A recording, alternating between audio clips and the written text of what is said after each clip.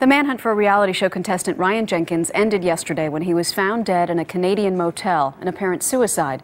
He was wanted for brutally killing his ex-wife, model Jasmine Fiore. Joining us now is Dr. Michael Wellner, one of the country's top forensic psychiatrists, to talk about this. Good morning, doctor. Good morning. Nice to see you. Always good to have you on. When I first heard about this, how it ended, I'm from South Florida. I immediately thought back to Andrew Cunanan, Gianni Versace's killer, who was the object of a nationwide manhunt and was found on a boat where he committed suicide down in Miami Beach. Did you make the same parallel? Yeah, you know, there are certain commonalities. Cunanan was a product of this celebrity culture. He attached himself to the high life, and he targeted Gianni Versace because he put himself into that spotlight. But the same vanity that targets a celebrity and the same vanity that puts herself on a reality show and seeks out a trophy wife is the same vanity that says, you can't reject me, so I'm going to kill you. And it's the same vanity that says, I do not want to be caught alive as a murderer. I would rather die.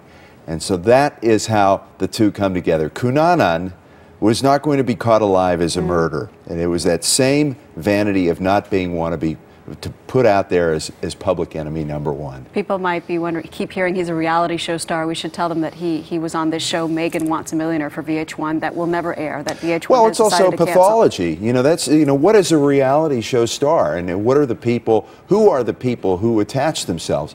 They actually aren't reality. They're people who have an emptiness that they want to fill with something that's very shallow and very trophy-like. This is the kind of tragedy that fathers should talk to their sons about, being able to learn about how to tolerate rejection, and that women should talk to their daughters about staying away from men who value them as trophies, who can't handle the rejection of it when it ends, because these are the cocktails that end in domestic violence, and this is an ultimate tragedy. But this seems like someone who had mental issues, a problem far beyond that. I mean, to cut off somebody's fingers. Well, you know, there are two things. First of all, I don't think to take out her teeth so she wouldn't be identified. There are two things here. First of all, the mental issues of the reality show.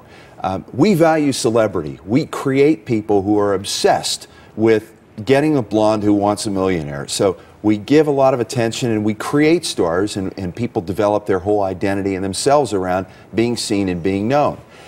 When it comes to the cutting off of the fingers, listen, when I started in forensic psychiatry, if you heard a crime like this, you would figure that it's somebody who was schooled in prison about how to keep themselves from getting caught.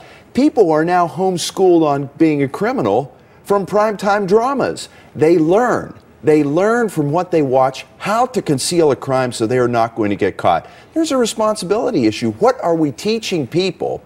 Why is it that 14-year-olds know how to keep from getting caught, how to hide a body? Is this what 14-year-olds should be learning? This is where he learned it. He didn't learn this in custody. He didn't learn this as a hardened criminal, and yet he knew what to do, and he was cold enough to treat someone whom he loved in such a dehumanizing way. It's disturbing all around. Dr. Michael Wellner, thank you. Appreciate your interest. Appreciate your insight.